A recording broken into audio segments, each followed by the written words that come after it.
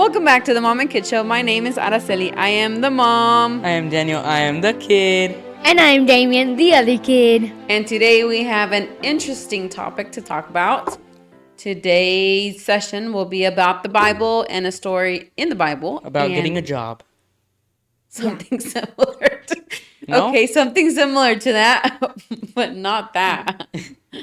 With a different kind of vowel. Okay, so. Vowel? Vowel. With the different sounding vowel. Your different smelling vowel. I didn't say smelling, but my interesting fact has to do with the vowel. My interesting fact has to do with the. Is Damien doing a joke again today? Well, it depends. Do you want me to do a joke? Yeah. Okay, then I'll. Yeah. Okay, let's start it off with the interesting fact and joke. All right, Mom, you go first. My interesting fact is: did you know that the snow that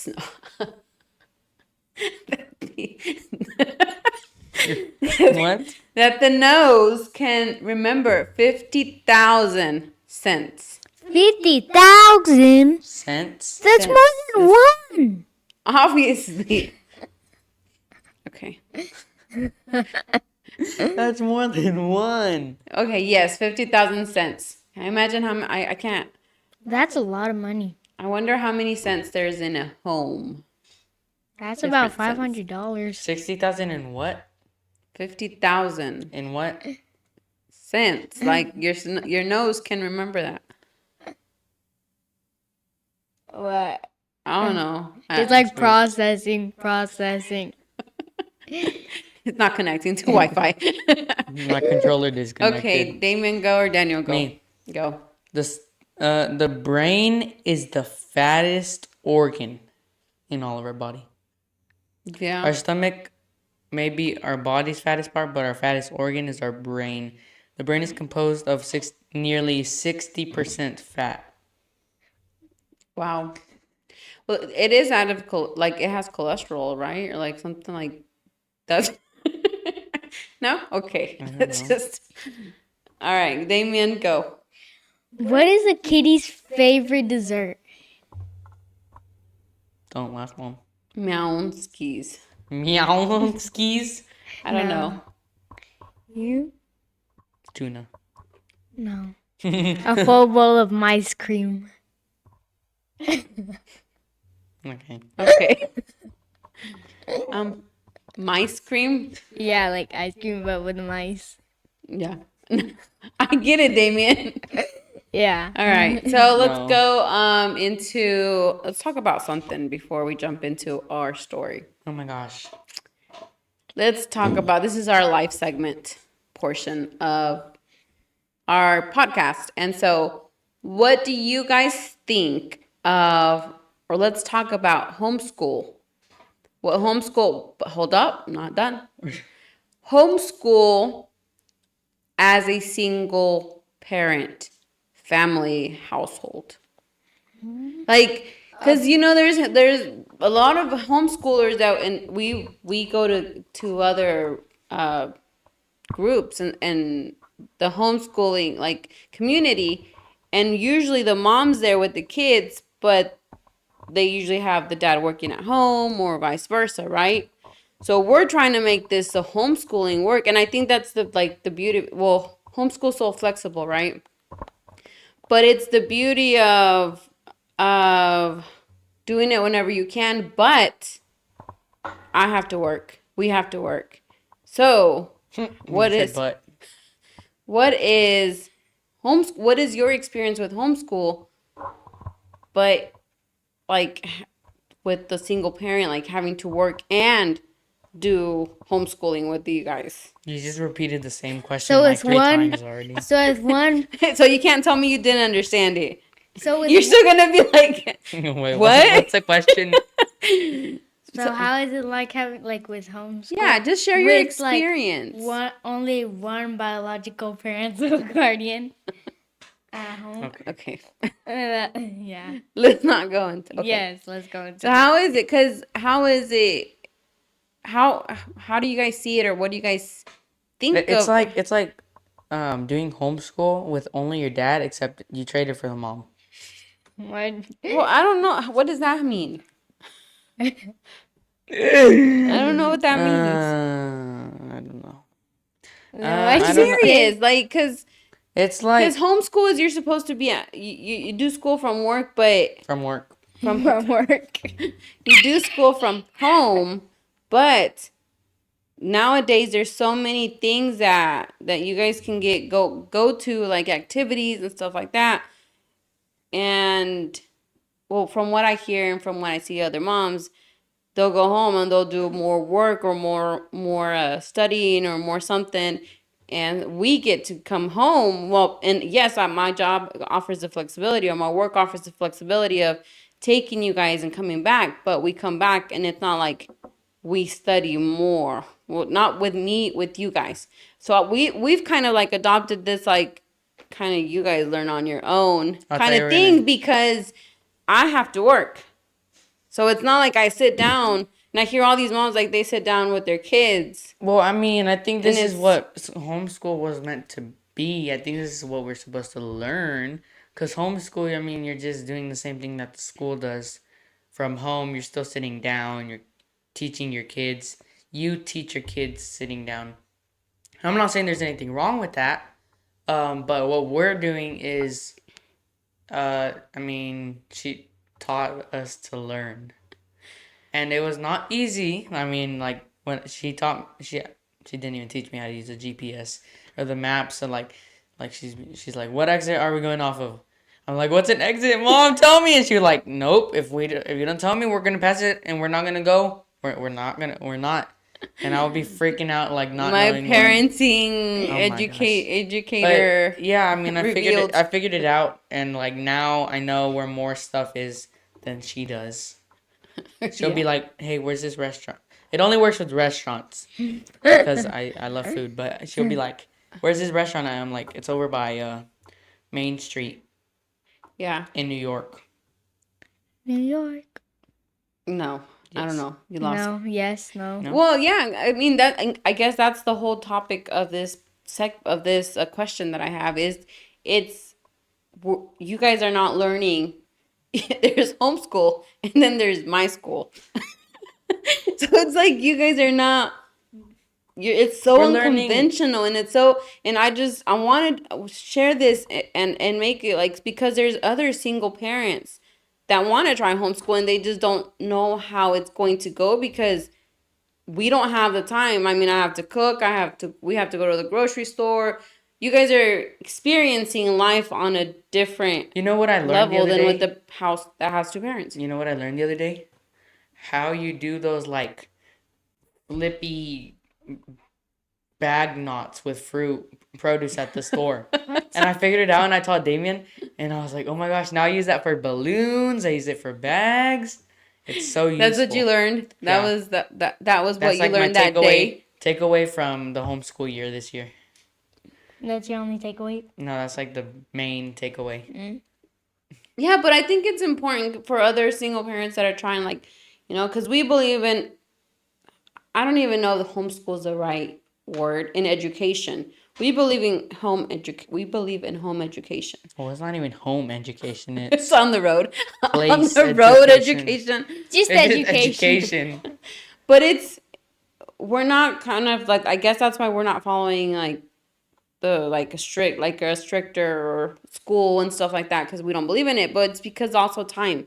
So we have to kind of like crunch in all the learning in our time And that we can. sometimes whenever you crunch And food, so- it doesn't taste the best, but I mean, you get it all down in one go. Please don't do that. Please. But you guys, and I liked how you pointed it out to where you have learned to teach yourselves. Because we've kind of agreed that you guys, You've like. kind of agreed. I don't know about us. Today, right now is your time to talk. Do you like homeschool or not? Yeah. Okay. I'm not pellizcándote. No coscorrones for me. But so I just wanted to talk about and see your guys' experience of I don't really have that much time to sit with you guys. You guys have questions, we'll sit down and we'll talk about that, and I'll teach you guys kind of like how to look up the answers and how to resolve that question. But because I don't have the time, I have my time is split doing some different other things, right? Mm-hmm. So you guys have learned how to do that, and so What I don't understand about public schools is that they don't let you use ChatGPT. I don't know. I don't know if they're allowing that now. I mean, I mean, maybe colleges for but like you get in trouble if you're using.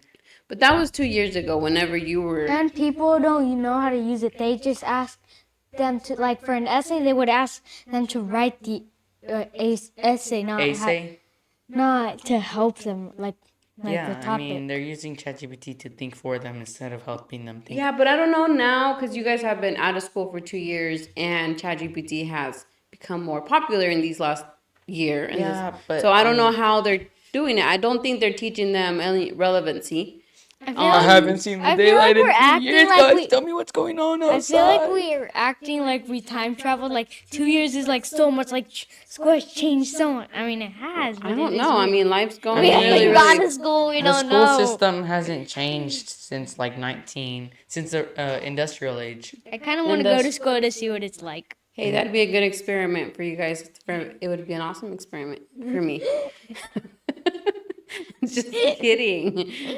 Okay, so bottom line is for parents out there, if single parents out there that are wanting to figure out how to homeschool their kids, and it's possible, and it just takes patience and time. And yes, Daniel, that's what I had. Patience and time. And Damien. Mom, I'm gonna put you to listen to this episode later. But it's can learn a possible, thing or and two. that's the bottom line. All right, jumping on to the word of the day. We should have done that first. Yeah. But our word is Frosty the Snowman. generosity. What does generosity mean? What's the definition of Got it. generosity? The biological definition. The biological definition is the quality of being kind and generous. Kind and generous. What does that mean? What does generous mean? What does being kind and generous mean to you, Daniel? What do those words mean? Like, what is it? Give me an example of how when you would be generous, Generous. or when you would act generosity in your life. When I Generosity. say that. The fact that you have to think about it, and you're Hey, just like, Damien, go. This is really hard. Go. What is whenever I your... hug someone? Huh? Whenever I hug someone, Whenever you hug someone, you're giving them what? a hug, Yeah, but what else? love. You're giving them love. Whenever I say that Damien is a good hugger, that's being generous. I'm just kidding, Damien. I love your hugs. Not your hugs, because those hurt. That's what you said. You just said, I love your hugs. That's what you were saying. What? I don't know. David's like... Okay, what's an example for you? For me, like, if I give them an extra piece of candy. So it's giving. In essence, giving. Yeah. Okay, if you help the poor, you're lending to the Lord, and He will repay you. Bars. Straight Proverbs bars. 19:17. Huh? Bars. Bars. It's like whenever someone's rapping and they're rapping really good, it's a bar. It's like, yeah. Okay. It's like fire, but for songs. Like, that's fire. Like dropping bars, you mean? I don't know. I mean, here's a business idea. Oh my gosh. We should become A a Gen Z. dictionary for these words. There is a dictionary. An online It's called dictionary. an urban dictionary. All these are there? Yeah. You need to send it to me. Okay. You're going to study it or what? My mom's going to Yes. come out of her room one morning and she's going to be like, That's cap. Skibidi toilet Riz, no cap, on fire, Riz. We're POV. not even using it. POV, you have a level 10 Riz and you fart on the Skibidi toilet and you become a Rizzler. Oh my goodness. Okay, let's jump to generosity. So if you help the poor, you're lending to the Lord. And I think that sometimes we forget, and when someone asks us for anything, or we feel like we should let them have something or borrow something or whatever, we think it's for that person, but we need to remember that we are lending to God, and God's going to repay us whether they do it or not. Right? So what is your favorite part of giving to others? Feeling good. The feeling that you get after giving Like to I others? should. Went and took a walk. You? Around the neighborhood. Hood. What's my favorite part? What's your favorite part of giving? Is it that you have too much or you don't have one? I think you have too much. Too much what? Either, I think I don't know. I mean, how do you feel when you don't have enough and you give? So you have, let's say you had. like, you like too many things about giving. Oh, that's why he has little. I think he likes a lot of things. Yeah. Just the feeling, I guess, too. Yeah. What feeling? The feeling of giving. And we give without I think telling Christmas. Like people. you just feel good or what? Yeah, like Christmas. That's why I think that's why Christmas is my favorite. You know that there's something. I mean, that's totally why I like Christmas. But you know that there's something that's beautiful about the giving. Giving's only half of it. We give and then we learn how to receive. We're not just givers. And I think, sometimes we just want to be the giver because, like, okay, God says to give, give, give. But if it's telling us right now, Proverbs 19:17, that we give, we lend, and God will repay, that means God's going to give us something. So not that we're doing it for that reason, but when he gives us, we are also supposed to be okay with receiving. So watch out for those blessings. Okay. Topic of today's podcast is the book of Job. Jobs. Job. Yeah, the Jobs. The Jobs. No, Job. Keeping up with the Jobs. Get it? Joneses, Jobs, back in the day because they were really rich. I already said no. Okay. What is the story of Job? Okay, so basically he was really wealthy. He lived in the land of Uz, I think. Yeah. Uz. Yeah. Uz. And then God let the enemy take the stuff from him to kind of like test him, I guess. Well, yeah, the land of Uz. And so wait, you're jumping into what? So, wait. Yeah. I mean, Job is a wealthy person. He has kids. 7,000 sheep, 3,000 camel, 500 yoke of oxen, and 500 donkeys, and a large number of servants. Okay, so he was a righteous man. What does righteous mean? That you're right with God. He was right with God. He followed his commandments. And he did what he was supposed to. Kids. He had kids. It says that this man was blameless and upright in Job 1:1. He living feared the God life. and shunned He was living evil. the life. I like that. Back then, living the life would probably be having a herd of sheep walking you around. Like just you laying on them like a bed that walks around. They should make that, just sheep that walk around with you on them. Beds are made out of sheep. Yeah, so it would be a walking bed. The walking. Okay, well, maybe soon. There's already walking beds. We'll have. What? We'll just tie the sheep together and we'll just lay on it and just okay. What? Okay, no. All right. So Job. Okay. We are introduced in the book of Job. We're introduced to Job that he's wealthy, he's blameless, he's righteous. Yeah, and then we have Satan talking to God. No, so it says that Satan was walking back and forth on the earth, taking his criticizing walk, probably. Like, oh my gosh, he really. I'm not criticizing. I think it was more like looking or finding, searching for. He wore that shirt. Searching for someone that he could. He would be like, "Oh, that guy looks so funny. Hold on, let me see if that door to that guy's open so I can make fun of him." Yeah. And he just he looks so funny. Let me make this guy say this so that he's like all the people have a door, but some of them are locked. And he can just go into some. Okay, so it says that his sons used to hold feasts in their homes on their birthdays, and they would invite their 3 sisters to eat.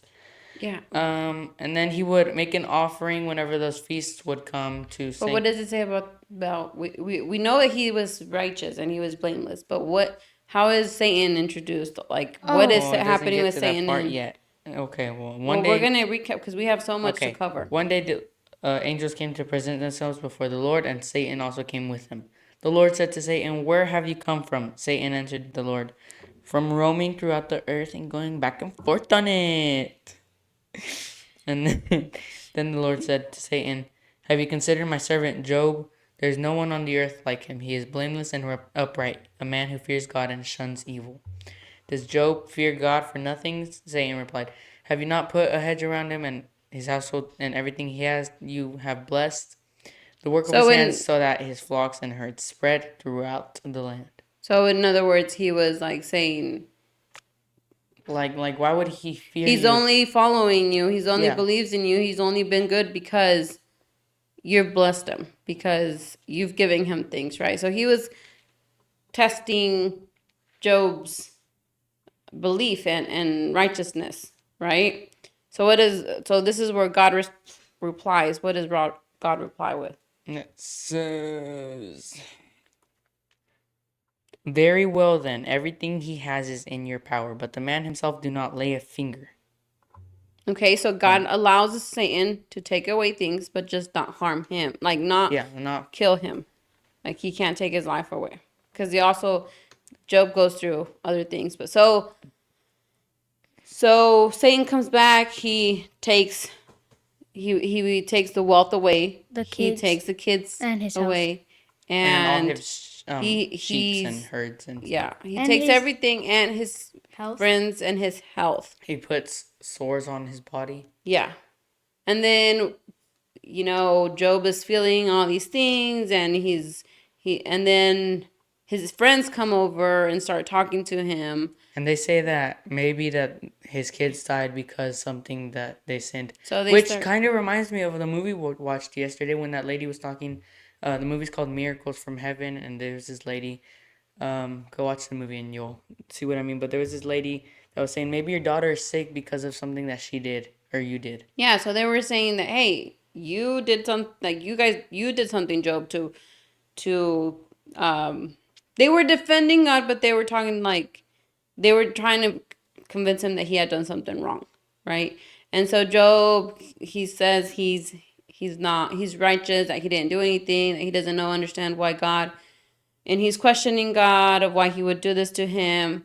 And then at the end of the story, well, um, God has a conversation with Job, and at the end, He gives Job him more. he gives him more. Oh, But and I okay, think so he that's also shaved his head whenever he And was ripped mad. his robe. yeah. Yeah.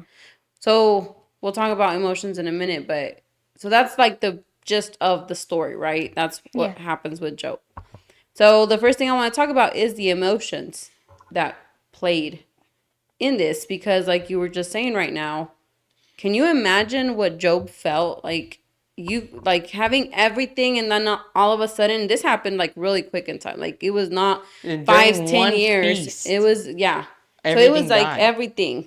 So I mean, how do you think Job was? And he didn't have no answer. He didn't know why. Like how he He's felt frustrated. eventually he turned away from God, and he was like, I don't think if he turned. "What?" I think he questioned. Yeah, Well, he yeah, But he questioned. was he said, always "Why yeah. does God bless the evil and let the righteous people or something like that?" So yeah. Yeah, I mean, So we see that he's frustrated. We see that he's hurt.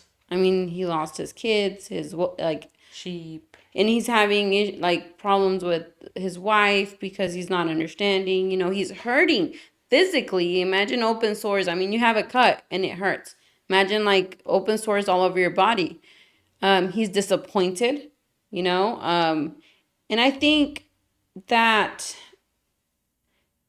emotion. This gives us gives us permission to have emotions, to know that we are human and we're gonna go through things that We don't want to go through. it's not all good. It says that we follow Jesus, we're gonna be persecuted, but and all these things will happen to us. But it just gives, I don't know, this gives me permission to be like, okay, this is disappointing, or I feel, sad, or I feel whatever, because it's permitted. Okay. He had no clarity. He did not know what was happening. It all happened so fast that he was just felt confused. All right, let me see what else. Okay. And so, and with his friends, I'll introduce this for a little bit, and then we'll do other questions, and then come back to his friends. But his friends were talking to him, but it was not what he wanted to hear. So he wanted, during this time when he's feeling all these emotions, frustrated and hurt, his friends come and they start telling him things. It's your fault. But regardless of what they told him, they were telling him things that he did not want to hear. He wanted to hear like, oh, poor Job. Yes, you're going through sometimes we want that, right? Like we're feeling low, we're feeling sad, and we tell someone or something, and then we're like wanting them to give us like that validation, like, you're right, like this shouldn't have happened to you, like this. Yeah, is making sense? Where does it say that he wanted to hear that?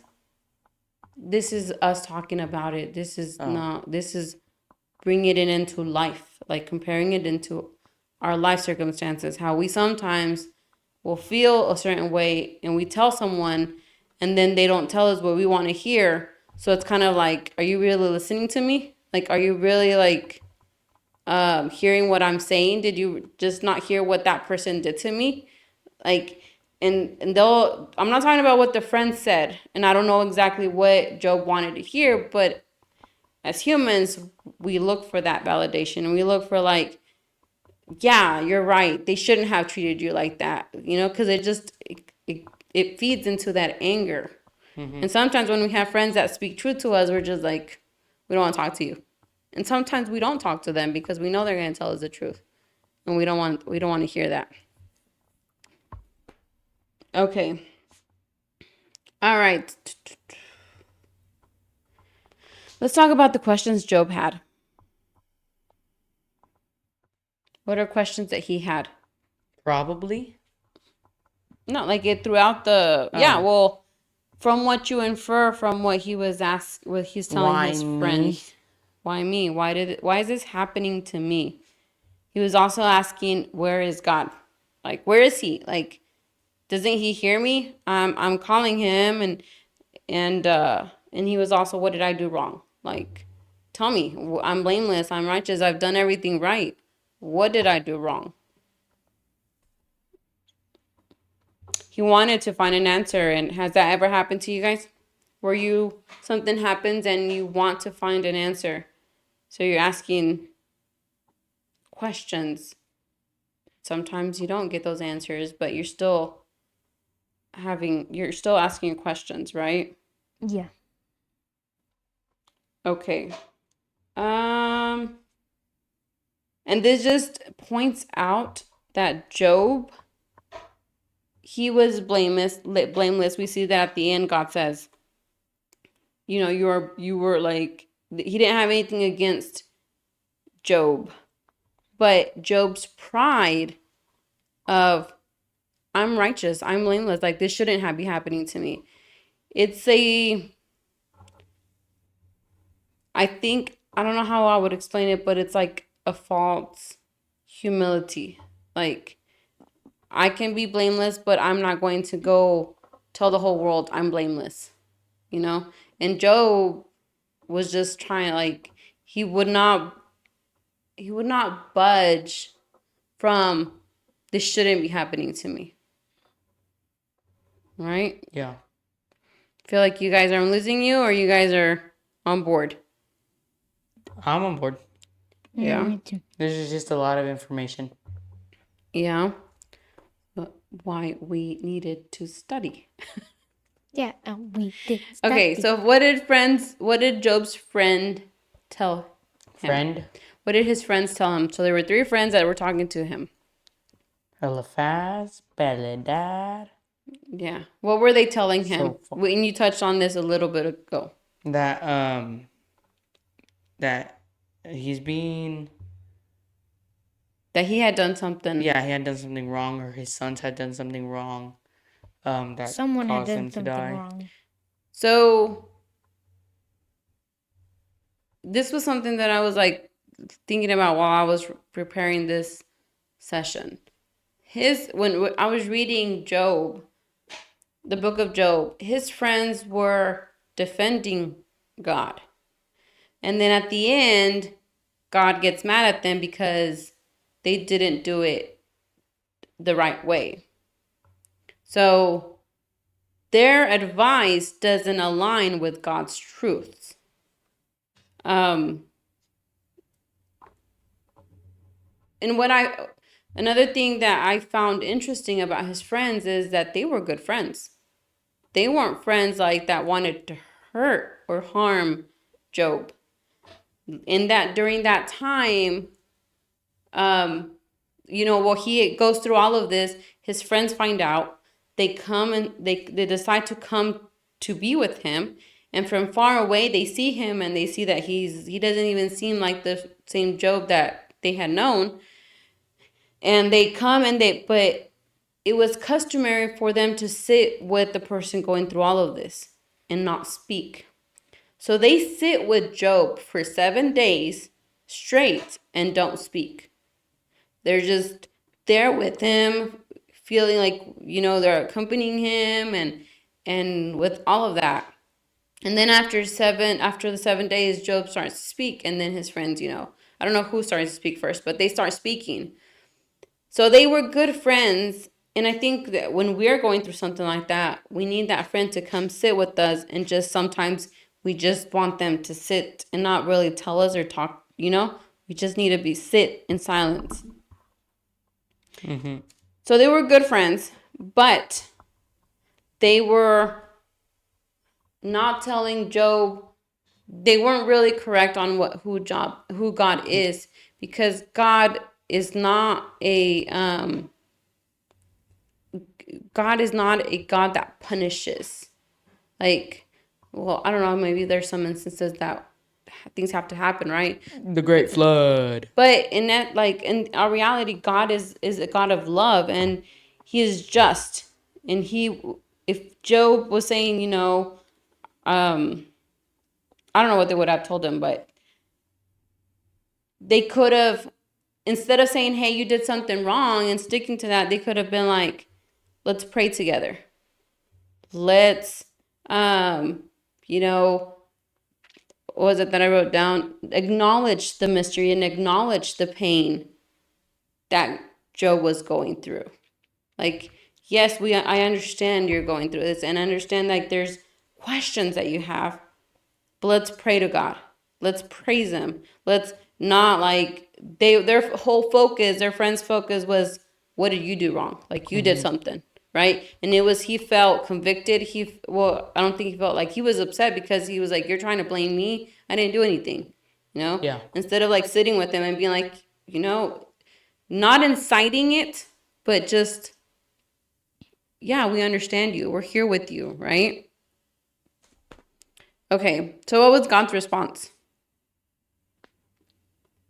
He commanded Job to be brave, and he explains the detailed features of creation. Bless you. Thank you. That was a sneeze? Yeah. Then this response pleases God. Job recognizes God's infinite power and accepts the constraints of his human understanding. This response pleases God, but he is upset with Eliphaz, Bildad, and So can you Zophar. give me like a summary? I kind of lost me. So like Job admits that he understands that what happened. He's like, But what does God tell Job? I don't know. No. So God replies to Job, and it says that in the Bible, whenever it introduces it, it says God speaks from the whirlwind. Like there was a storm. Whirlwind, right, Damon? Whirlwind or whirlwind? I think it's whirlwind. Whirlwind or something like that. Whirl. But it's fascinating how he speaks from the storm. So God will speak from the problem you're having while you're still in the middle of it. Like he spoke to Job, and it says let me see what I wrote down.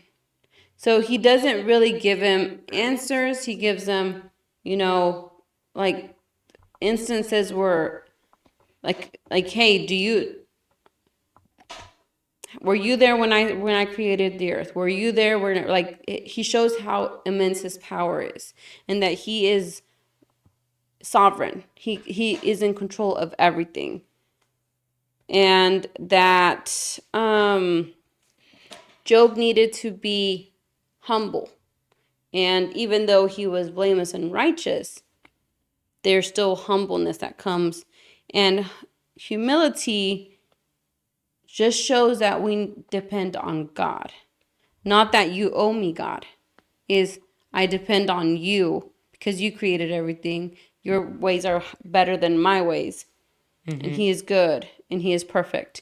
Whether I see it that way or not, he is who he is, right? And so that was God's response. But let's talk a little bit about humility, because there's false humility. And when there's and it's so easy, well, not easy, but a person can be like, I'm humble, when it's a false humility. Elaborate. So that's what I want to give you examples. So for example, me saying, we do something and I can't do it, you end up doing it for me, let's use it for this podcast. I'm trying to do edit a video, right? But I just can't. Never happen. And then I ask you, I'm like, Daniel, can you help? And then you do it, and I'm like, Daniel, that's really good. You did it. Like, I could never do that. That's like humility. I'm praising you, but I'm also saying, hi, couldn't do it. But a false humility is like, I'm just not good at anything.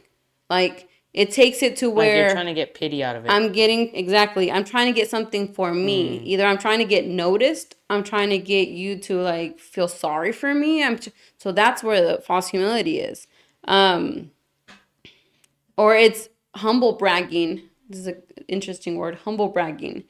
It's making boastful statements like, I'm pretending to be humble, but I'm not really humble. And an example would be, I just finished another photo shoot and I just travel all around all the world all the time. Like I'm kind of oh, man, I only have $500,000 yes, billion. Exactly. So that's false humility. We have to be careful of how we say things and why we're saying it. Like, why did we have to say we just bought a new car? Like, is it really to show off, or is it, I want you to see that it's possible and keep on dreaming, So there's nothing wrong with showing off because God's blessings, right? But we have to know where our heart is with this, and to keep humble, for to honor God, right? Okay, so restoration and reward. So Job. Job. So Job, why would they put Job in Job? Like, this just doesn't make sense. That's weird. Okay, so at the end, God has a conversation with Job. Job's like, okay, God, you're right. Like, I have no answers for you. I will come back. I will remain. I will be in the dust. Something. I don't know how he ends it, but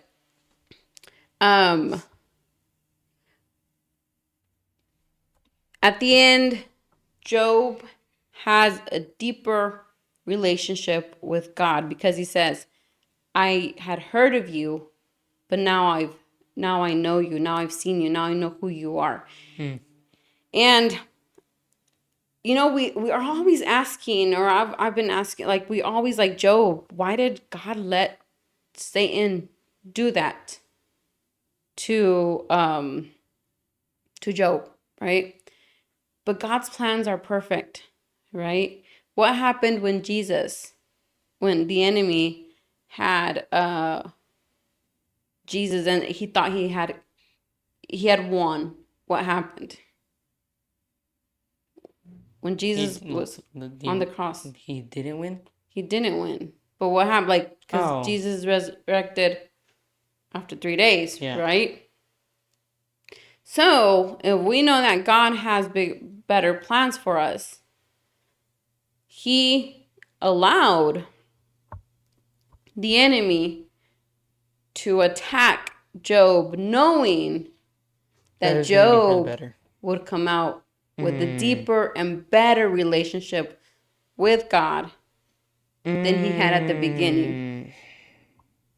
And I think that's beautiful because then he was like, I'm going to get him. And then at the end, God's like, you're just going to make him stronger. Yeah. Like, The movie Unbroken that we saw the other day, remember that part where he says, get me out of this and I swear to you, I'll devote my whole life to you? That was probably in God's plan. Because yeah. at the end, I mean, it was based on a true story. So at the end, whenever it was like, they show the pictures and they say a little bit about them, it says that he dedicated the rest of his life to God. Oh, that's true. I didn't catch that. That is true. I have a question. Are like God and the enemy like They talk? yeah, like are they like And this is what I don't get. It says that they had a reunion in heaven and the enemy was there.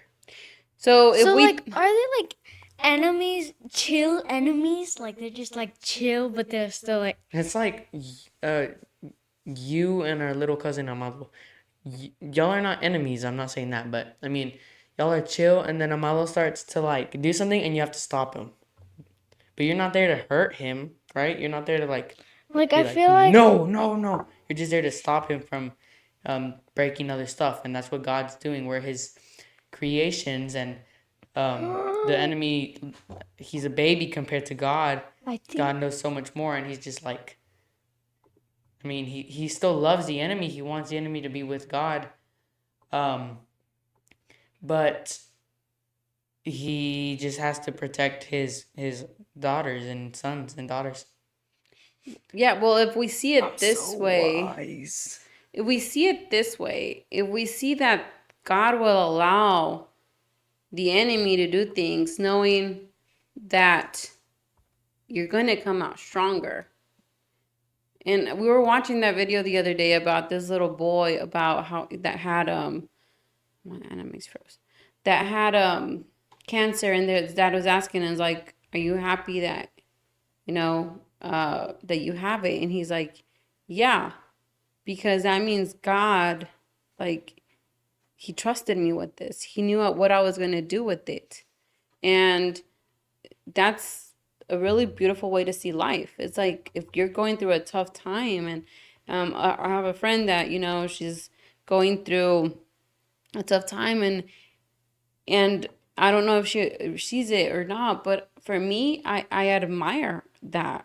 I admire her knowing, like, I admire her because I know God sees strength in her, so much strength that she's gonna go through this, and the person that she's gonna come out is so much like, it's just, there's a win-win. I mean, it's God loves us. And anyways, Don't get emotional, Mom. I'm just not getting emotional. But I just think I understood the story of Job so differently now. And after everything about the friends, about him having emotions, about the enemy playing a part of this, but at the end, God had a bigger plan. Do you and think he allowed. it was because, this is me assuming, do you think that you saw it differently because you finally like were not upset with where you were at? Because I'm on the other side. Yeah, I mean, kind of. Or you're like walking through the door. Yeah, you're walking through the door. You're finally starting to see the bigger picture. Do you think that's why?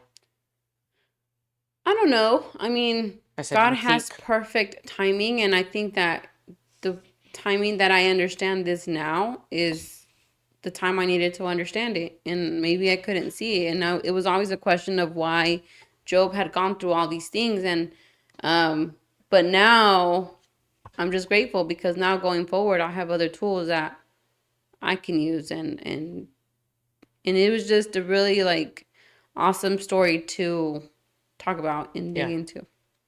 Well, it's been a pleasure. Yeah. So that's a wrap up for today. Oh my gosh, why do you say it's a wrap up? It's a wrap. It's a wrap up. We're wrapping Nom it nom up. nom.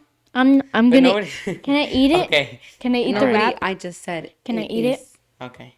So all right. Follow us on Spotify and YouTube. Subscribe on YouTube. Instagram. It's like and subscribe on YouTube. And then give us a 5-star I rating. might do Like us. a sheet and put it on our free free resources on the website sevenstreamscashflow.com. And I think that's it. This has been the Mom and Kids Show, and we will see you at the table.